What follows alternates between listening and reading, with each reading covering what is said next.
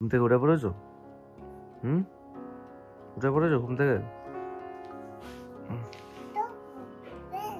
ঘুমাবে না উঠবে? হ্যাঁ হ্যাঁ, এটার উপরে রেখে শো। আচ্ছা ওইটার উপরে নে। হ্যাঁ এবার শো শো। এই তো শো শো শো শো শো। গুড মর্নিং সবাইকে, welcome back to a new video. আজকে সকালবেলা ঘুম থেকে উঠে একদম ল্যাদ লাগছে, কারণ রাত্রেবেলা ঘুম কালকে আমার একদম ঠিকঠাকভাবে হয়নি। এক তো কালকে কাজ শেষ করতে করতে এমনি লেট হয়েছে, শুতে অনেকটা লেট, অলমোস্ট 2:30টার সময় ঘুমাতে গেছি। না একটু তার আগে গেছি, বাট ঘুম আস্তে আস্তে 2:30 তো বেজেই গেছে। আর হঠাৎ করে এখন ওয়েদারটা চেঞ্জ হচ্ছে না, আমাদের মাথাটা প্রচণ্ড ধরেছিল কালকে, সেটা একটা রিজন হতে পারে। যদি ঘুম একদম ঠিক করে হয়নি, যাতে সকালবেলা উঠে থেকেও উঠতে ইচ্ছা করছে না, উঠেছি বাট স্টিল ব্যাড লাগছে। বাট হ্যাঁ, গুড নিউজ এটা কি কালকে কাজটা আমি কমপ্লিট করে রেখেছি রাত্রেবেলা, যতই রাত হোক না কেন।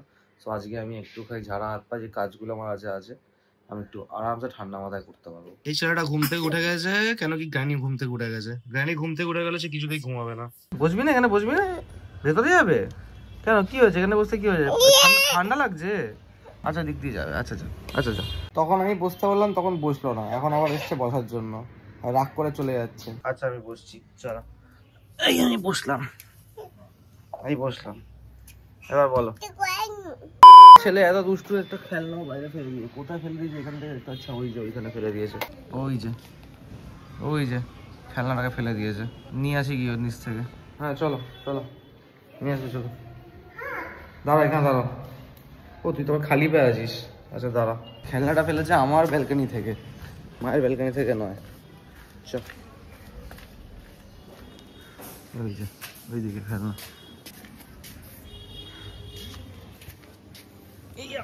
আরে বাপরে, ধর। হ্যাঁ ধুয়ে এখান থেকে ধুয়ে নেবো, ঠিক আছে। খেলনা ফেলবি না, ধর। সকালবেলা আজকে ডিটক্স ওয়াটার, আজকেরটা গরমটা ঠিকঠাক আছে। তুমি খাবে? খাবে না। A few moments later. চাই ফ্যান চালাতে হবে? না ফ্যান চালাবে না, এখন ঠান্ডার টাইম, ফ্যান চালাবে না। নোকে নয়, ফ্যান চালাবে না বাবা। ভাগ্যিস ওতে কিছু ছিল না, নাহলে একটু ছেড়ে দিত। আর এই হচ্ছে আমাদের সকালবেলার চা। Good morning.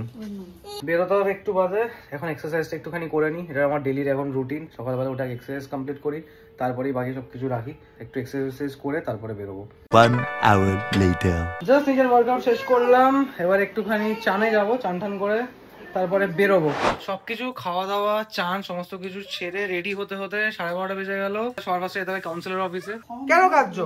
কাজে যাচ্ছি তো নাকি? বাবা কাজে যাচ্ছে, চলো না তুমি এখানে বসে বসে ফোন দেখো। হ্যাঁ বসে বসে তুমি ফোন দেখো না। বাবা এরকম করে না শোনা, কাঁদে না শোনা, কাঁদে না বাবা, কাঁদে না কাঁদে না কাঁদে না। তখনই বেরোবো, অলওয়েজ এরকম কান্নাকাটি করতে হবে। এখান থেকে যেহেতু দেরি হয়ে গেছে, এখান থেকে রিক্সা করে গলি গলি দিয়ে বেরিয়ে যাবে, সেটা অটো করে গেলে সময়টা বেশি লাগবে। অলরেডি আমাদের 1:45 বেজে গেছে।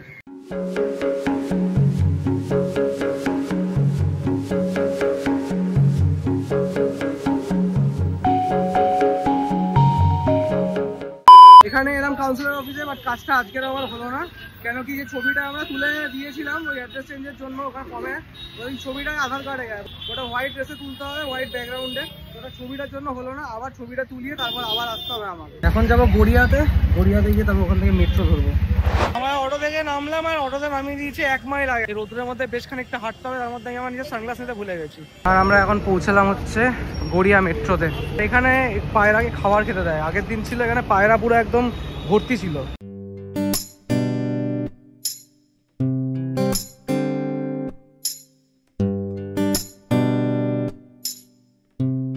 কালীঘাট স্টেশনে এসে এই সিঁড়িটা উঠতে না পুরো মত এসে যায়।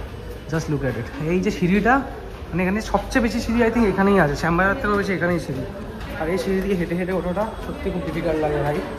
ফার্স্ট চলোই, অনেকদিন বাদে আমি এখান থেকে বেরোচ্ছি। 1 hour later. এখানে যে কাজটার জন্য এসেছিলাম সেই কাজটা হয়ে গেল, সেই কাজটা কমপ্লিট হয়ে গেছে ফাইনালি। একটা বড় ঝামেলা হাত থেকে নেমে গেল। আপাতত যাচ্ছে একটু হচ্ছে আরজি করে অন্য জায়গায় মায়ের সাথে দেখা করতে। আর তার আগে কিনে নিচ্ছে স্ট্রিং। সবচেয়ে বেকার জিনিস, মানে এটা আমাকে কেউ ফিতে দিলে আমি খাবো না।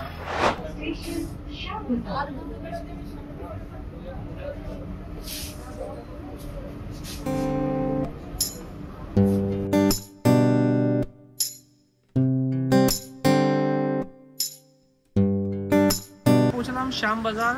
এবার এখান থেকে এক গাদা সিঁড়ি ভেঙে ফের উঠতে হবে। আর আমাদের পৌঁছাতে পৌঁছাতে অনেকটা লেট হয়ে গেলে এখন ডাউট হচ্ছে ওর মায়ের সাথে দেখা করতে যাচ্ছে। আজকে মা যদি বেরিয়ে যায় তাহলে আসাটাই বেকার হয়ে যাবে।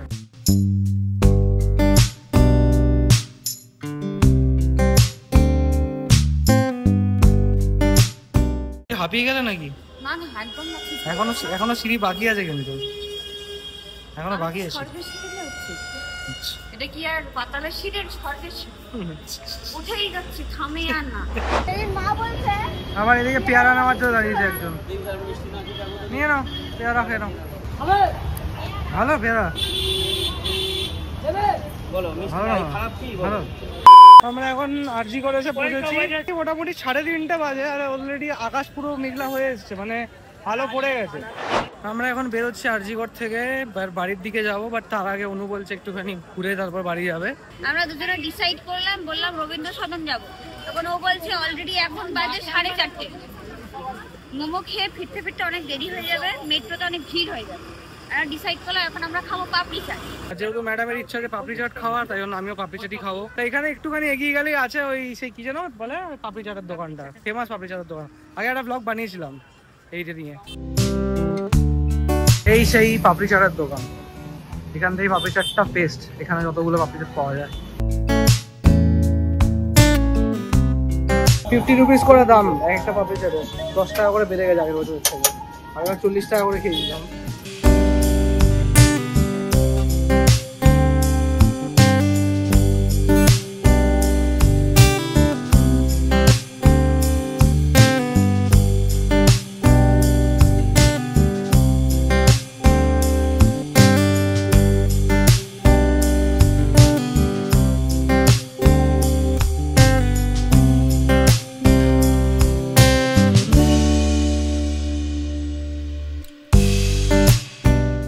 I am not a food blogger, তো ফুড রিভিউটা আমার দ্বারা হয় না, বাট স্টিল চেষ্টা করছি ডিসক্রাইব করার কী কী আছে।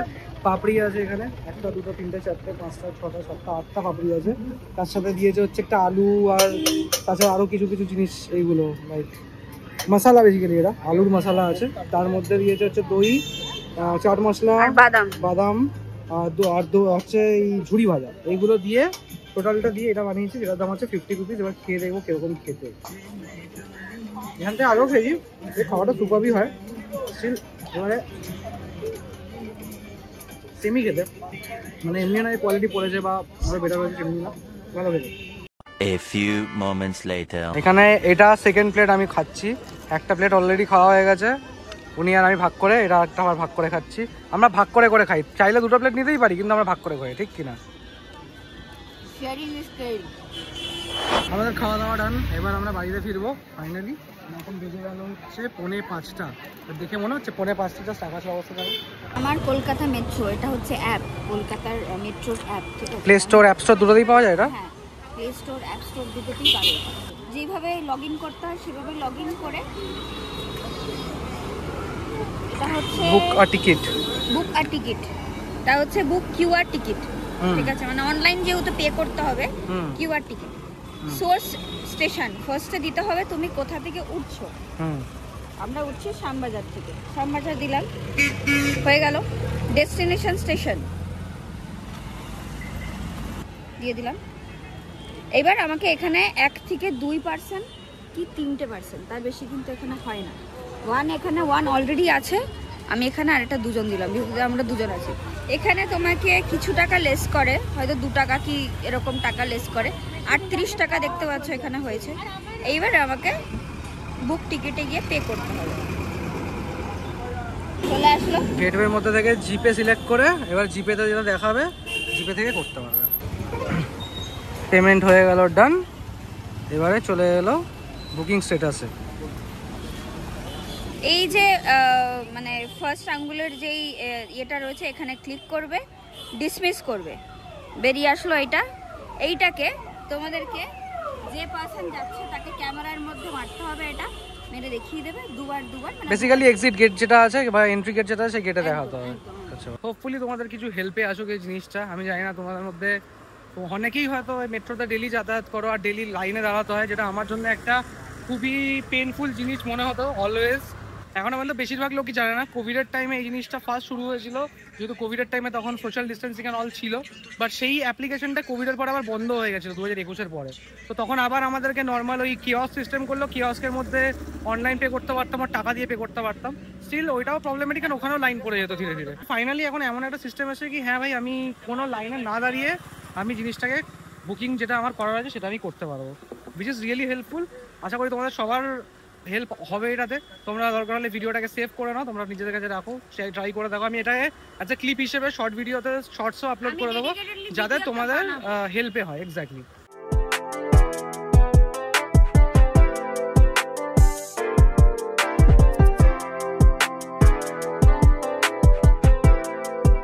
মেট্রো আমাদেরকে নামিয়ে দিল টালিগঞ্জে, আর মেট্রোটাই টালিগঞ্জ অব্দি আসবে, এটা নাকি আগে ওখানে দেখিয়েছিল, আমি নাকি দেখিনি, হতে পারে মেবি। তো এখন এখান থেকে আবার অটো নিতে হবে। বলছি আমাদেরকে ওদিকে হেঁটে যেতে হবে। হ্যাঁ, হেঁটে গিয়ে রাস্তা পার হয়ে তারপর গিয়ে তোমার হচ্ছে অটো নিতে হবে। কিছু করার নেই বাবা, আজকে হেঁটে নাও, আজকে হেঁটটা বেরিয়েছো, হেঁটে নাও, কিছু করার নেই, চলো।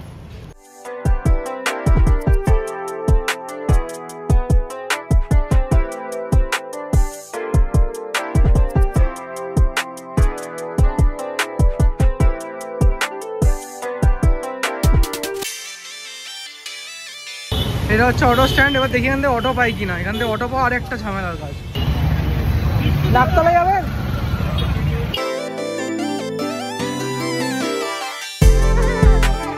Twenty minutes later.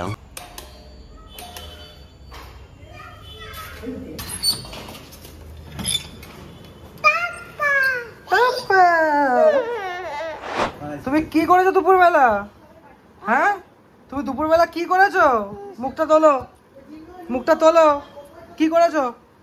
হ্যাঁ, কেন ফাটিয়েছো ডিম? দাঁড়া, আমি জামাকাপড়টা ছেড়ে আছি, তোমার সাথে কথা হচ্ছে আমার। 10 minutes later. বন্ধ হয়ে গেছে ফোন, বন্ধ হয়ে গেছে। হ্যাঁ, তোমার স্ক্রিন টাইম আজকের মতন শেষ, শোনা, আজকের মতন তোমার স্ক্রিন টাইম শেষ। কেন দেবো তোকে? 6 ঘন্টা দিয়েছি স্ক্রিন টাইম। কি হয়েছে হাতে? কি হয়েছে? হাত কেটে গেছে? হাত কেটে গেছে? এরকম দুষ্টুমি করলে অমনি হয়, ডিম ফাটালে এমনি হয়। আমার ছেলে আজকে ফ্রিজ খুলে 4টে ডিম ফাটিয়েছে না?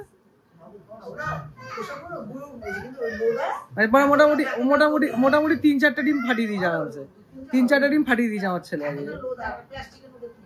ওকে ফোন দিয়ে বসিয়ে যাই যে ঠিক আছে মা কাজ করে যাতে মাকে ডিস্টার্ব না করে, বাট ডিস্টার্ব করাটা স্বভাব, কিছু করার নেই।